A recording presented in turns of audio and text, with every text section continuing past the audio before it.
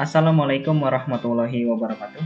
Halo teman-teman semua, perkenalkan nama saya Farid Hamzah Rihandani dari Universitas Pendidikan Indonesia, Fakultas Pendidikan Ekonomi dan Bisnis, Program Studi Pendidikan Ekonomi 2020, kelas 1B dengan NIM 2018. Di kesempatan kali ini, saya bakal menjelaskan salah satu materi mata kuliah Pendidikan Pancasila mengenai sumber historis, sosiologis dan politis, serta dinamika dan tantangan Pancasila sebagai sistem etika.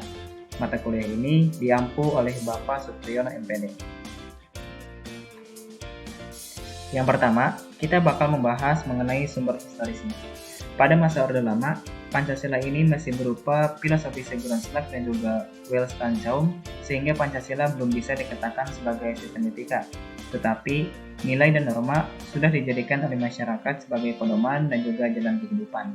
Seperti contohnya, nilai kemandirian bangsa. Ketika itu masyarakat mengenalnya dengan istilah berdikari atau berdiri di atas kaki sendiri. Kemudian pada masa Orde Baru, Pancasila sebagai sistem etika sudah mulai disosialisasikan kepada masyarakat dan juga kepada dunia pendidikan melalui penataran P4, pedoman, penghayatan, dan pengalaman Pancasila. Kemudian selanjutnya pada masa reformasi, Pancasila sebagai sistem etika itu tenggelam ke dalam euforia politik sehingga mengakibatkan ataupun menimbulkan adanya penyimpangan terhadap etika politik. Salah satunya yaitu penyalahgunaan kekuasaan yang dilakukan oleh pemerintah, baik itu dari eksekutif, yudikatif maupun legislatif. Yang kedua, sumber sosiologis. Pancasila sebagai sistem etika dapat ditemukan di masyarakat Indonesia atau di berbagai etnik yang ada di Indonesia melalui kearifan lokal yang dimilikinya. Dan yang ketiga, sumber politis. Pancasila sebagai sistem etika terdapat dalam norma-norma dasar yang digunakan sebagai sumber dalam penyusunan peraturan perundang-undangan. Kemudian Pancasila sebagai sistem etika juga merupakan norma tertinggi yang bersifat abstrak, sedangkan peraturan perundang-undangan merupakan norma di bawahnya dengan sifat yang konkret. Selanjutnya, kita bakal membahas mengenai dinamika Pancasila sebagai sistem etika. Yang pertama, pada masa Orde Lama. Sudah dijelaskan sebelumnya bahwa pada masa ini Pancasila belum bisa dikatakan sebagai sistem etika karena pada masa ini Pancasila masih berupa filosofi Sigurunslag ataupun Weltanschauung, yaitu masih berupa pandangan dan juga rumusan saja. Pada masa ini adanya semangat demokrasi. Ketika itu terjadi pemilu yang diadakan dan juga diikuti oleh banyak partai politik, namun hanya dimenangkan oleh 4 partai politik saja, yaitu Partai Nasional Indonesia, Partai Komunis Indonesia, Partai Muslimin Indonesia, dan juga Partai Nahdlatul Ulama. Sehingga pada masa ini terdapat tudingan dari Orde Baru bahwa pada masa ini pemerintahan terlalu liberal dikarenakan Soekarno menggunakan sistem demokrasi terpimpin yang cenderung otoriter. Selanjutnya, yang kedua, yaitu pada masa Orde Baru. Pancasila sebagai sistem etika itu diletakkan dalam bentuk penataran P4, pedoman, penghayatan, dan pengalaman Pancasila.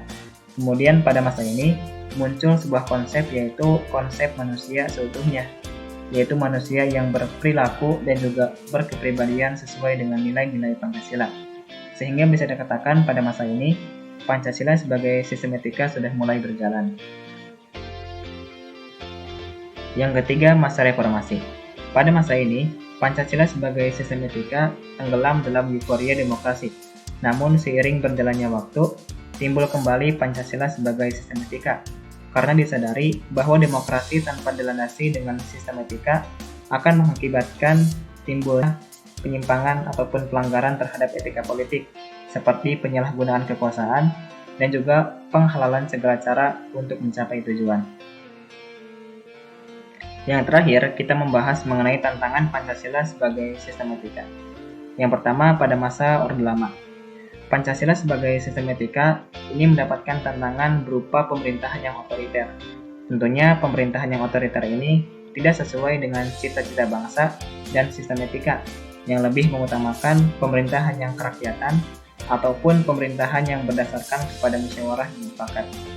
Kemudian pada masa Orde Baru, Pancasila sebagai sistem etika mendapatkan tantangan berupa adanya praktik KKN, korupsi, kolusi, dan juga nepotisme yang dilakukan oleh aparatur negara yang tentunya hanya menguntungkan segelintir orang saja. Kemudian pada masa reformasi, Pancasila sebagai sistem etika mendapatkan tantangan berupa euforia kebebasan berpolitik yang mengabaikan nilai dan juga norma, sehingga menimbulkan tindakan yang anarkisme dan juga memaksakan kehendak dengan mengatasnamakan kebebasan berpendapat. Demikian pematerian yang dapat saya sampaikan mengenai sumber historis, sosiologis, dan politis, serta dinamika dan tantangan Pancasila sebagai sistem etika. Semoga materi ini dapat bermanfaat bagi teman-teman semua. Sekian, terima kasih. Wassalamualaikum warahmatullahi wabarakatuh.